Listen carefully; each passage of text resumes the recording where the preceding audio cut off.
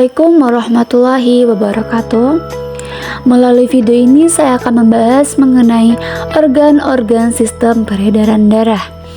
Mungkin teman-teman sudah tidak asing lagi dengan organ sistem peredaran darah, atau mungkin teman-teman sudah tahu nih apa itu organ sistem peredaran darah. Nah, bagi teman-teman yang belum tahu bisa langsung simak video ini ya. Kita langsung aja ke pembahasannya. Teman-teman, sudah tahukah apa itu sistem peredaran darah? Jadi, sistem peredaran darah itu adalah sistem yang mengedarkan darah ke seluruh tubuh dan terdiri dari jantung, pembuluh darah, dan darah. Pada sistem peredaran darah itu terdapat sistem peredaran darah kecil dan sistem peredaran darah besar. Pada sistem peredaran darah kecil, darah itu dari jantung dipompa ke paru-paru untuk mengambil oksigen dan melepaskan karbon oksida. Sistem peredaran darah kecil itu biasa disebut dengan peredaran darah pulmonal. Sedangkan sistem peredaran darah besar itu darah yang sudah kaya oksigen dialirkan ke seluruh tubuh untuk mengantarkan oksigen dan nutrisi sebelum kembali ke jantung. Sistem peredaran darah besar biasa disebut dengan peredaran darah sistemik. Selanjutnya yaitu jantung. Jantung adalah organ utama yang berfungsi sebagai pompa untuk mengalirkan darah ke seluruh tubuh. Jantung itu terbagi menjadi 4 ruang, 2 serambi ataupun atrium, dan 2 bilik ataupun ventrikel. Darah itu mengalir melalui jantung dalam siklus yang melibatkan kontraksi dan relaksi otot jantung. Bentuk jantung itu mirip dengan biji pinus, agak lebar di permukaan superior dan meruncing ke puncak. Dalam setiap harinya, jantung itu mampu memompa sampai dengan 100.000 kali dan dapat memompa darah sampai dengan 7.571 liter. Selanjutnya itu ada anatomi jantung. Di dalam anatomi jantung itu terdapat serambi kanan dan serambi kiri, bilik kanan dan bilik kiri. Pada serambi kanan atau atrium kanan itu berfungsi menerima darah kotor dari seluruh tubuh dan mengirimkannya ke bilik kanan. Atrium kanan itu membentuk permukaan kanan jantung dan menerima darah dari 3 vena. Ada vena cava superior, vena cava inferior, dan sinus coroner. Vena itu selalu membawa darah menuju jantung. Selanjutnya yaitu bilik kanan. Bilik kanan ataupun ventrikel kanan itu berfungsi memompa darah ke paru-paru untuk menerima oksigen. Bagian dalam ventrikel kanan itu berisi serangkaian tonjolan yang dibentuk oleh kumpulan serat otot jantung yang disebut trabecula sarnae. Beberapa trabecula sarnae itu menyampaikan bagian dari sistem konduksi jantung. Selanjutnya yaitu ada serambi kiri.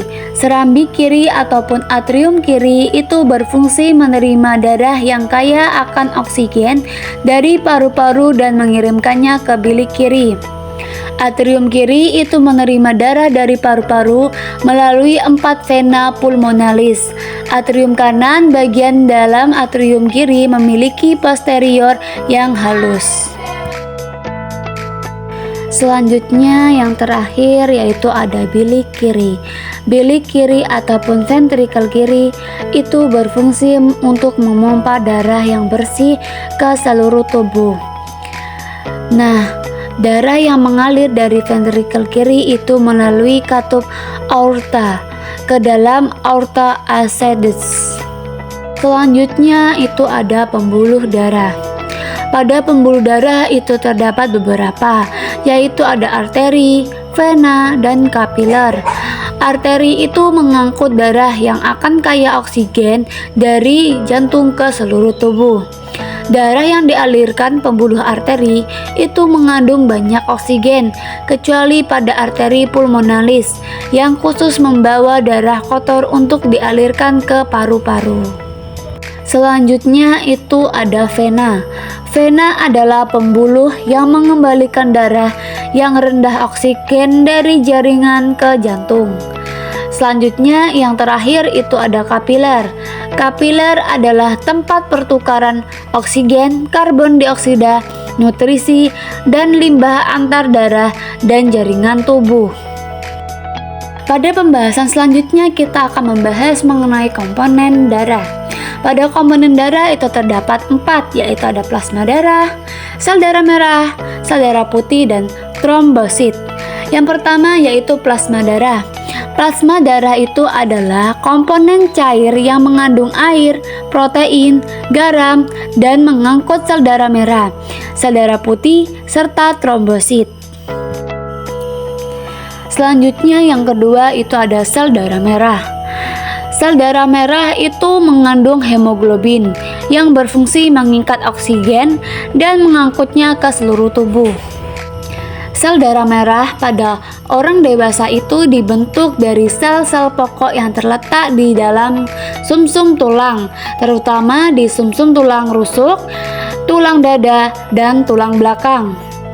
Pada awal pembentukan, sel darah merah itu mempunyai satu inti dan sedikit hemoglobin. Selanjutnya yang ketiga itu ada sel darah putih. Sel darah putih itu bertugas melindungi tubuh dari infeksi dan penyakit dengan melawan patogen seperti bakteri dan virus. Sel darah putih ini berperan penting dalam sistem kekebalan tubuh dan respon terhadap peradangan. Selanjutnya yang terakhir yaitu ada trombosit ataupun keping darah. Trombosit itu berfungsi untuk membantu proses pembekuan darah ketika terjadi luka atau cedera, serta mencegah pendarahan berlebihan. Trombosit itu berbentuk cakra yang jauh lebih kecil dari bagian sel darah merah lainnya.